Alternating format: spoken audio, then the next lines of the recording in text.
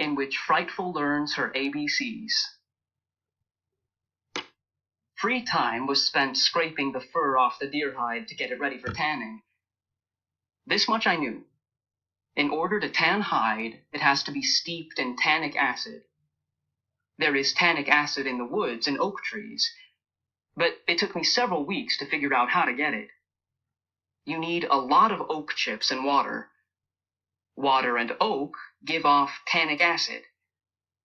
My problem was not oak or water, but getting a vessel big enough to put the deer hide in. Coming home from the stream one night, I had an inspiration. It had showered the day before, and as Frightful and I passed an old stump, I noticed that it had collected the rain. A stump, an oak stump, would be perfect, I said right out loud to that pretty bird. So I felled an oak over by the gorge, burned a hole in it, carried water to it, and put my deerskin in it. I let it steep, maybe 5 days before I took it out and dried it.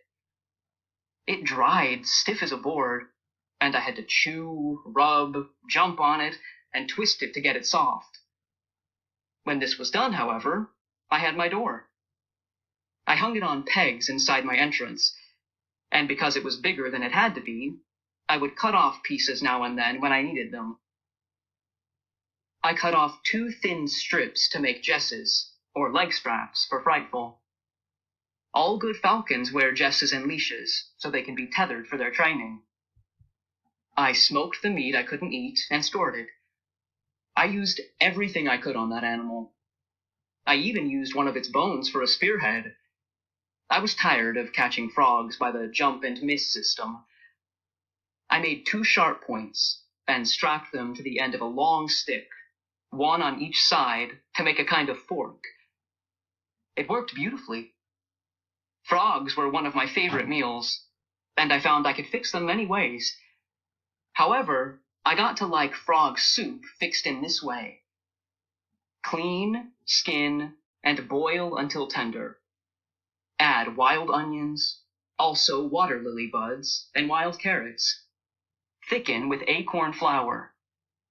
Serve in turtle shell. By now, my 2 pairs of pants were threadbare, and my 3 sweaters were frayed. I dreamed of a deerskin suit, and watched my herd with clothes in mind. The deer for my suit did not come easily. I rigged up a figure 4 trap under the log, and baited it with elderberries rolled into a ball. That just mushed up and didn't work. Then I remembered that deer like salt. I made a ball of hickory salt with turtle fat to hold it together. Every evening, Frightful and I, sometimes accompanied by the bear and weasel, would go to the edge of the meadow and look toward the aspen grove to see if the great log had fallen. One night, we saw 3 deer standing around it quietly, reaching toward the smell of salt. At that moment, the baron jumped at my pants leg, but got my ankle with an awful nip. I guess I had grown some. My pants and socks did not meet anymore. I screamed, and the deer fled. I chased the baron home. I had the uneasy feeling that he was laughing as he darted, flipped, buckled, and disappeared. The baron was hard to understand. What did he want from me?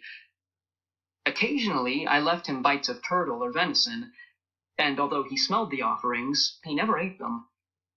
The catbird would get them. Most animals stick around if you feed them. But the baron did not eat anything. Yet he seemed to like me. Gradually, it occurred to me that he didn't have a mate or a family.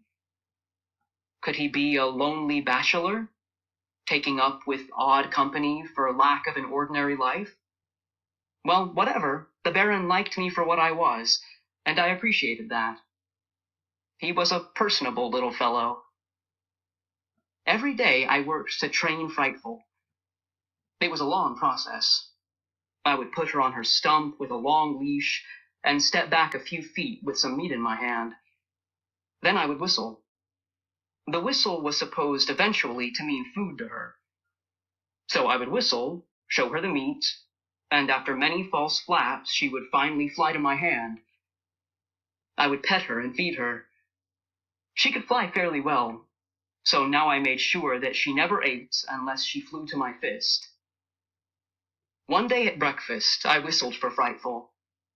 I had no food, she wasn't even hungry, but she came to me anyway. I was thrilled. She had learned a whistle meant come. I looked into her steely eyes that morning and thought I saw a gentle recognition. She puffed up her feathers as she sat on my hand. I call this a feather word. It means she is content. Now each day I stepped farther and farther away from Frightful to make her fly greater and greater distances. One day she flew a good 50 feet, and we packed up and went gathering seeds, bark, and tubers to celebrate.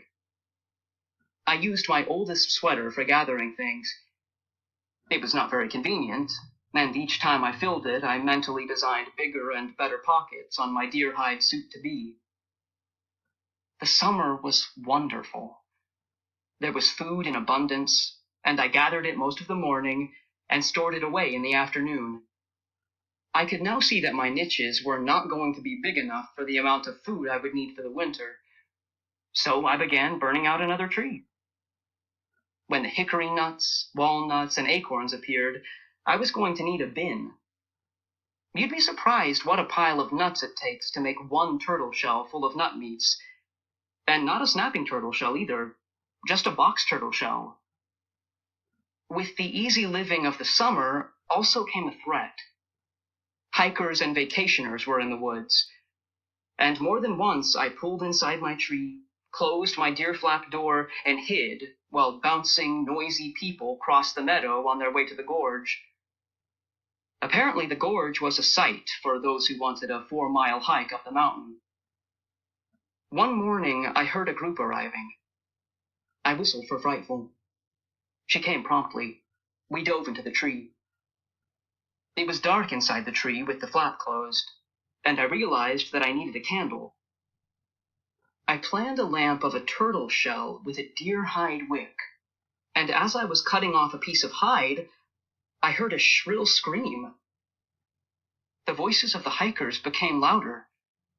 I wondered if one of them had fallen into the gorge.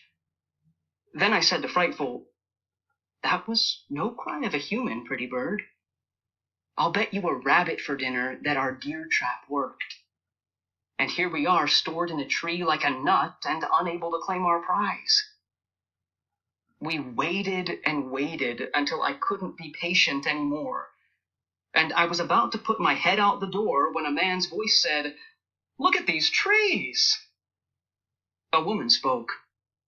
"Harold, they're huge! How old do you think they are?" 300 years old, maybe 400, said Harold.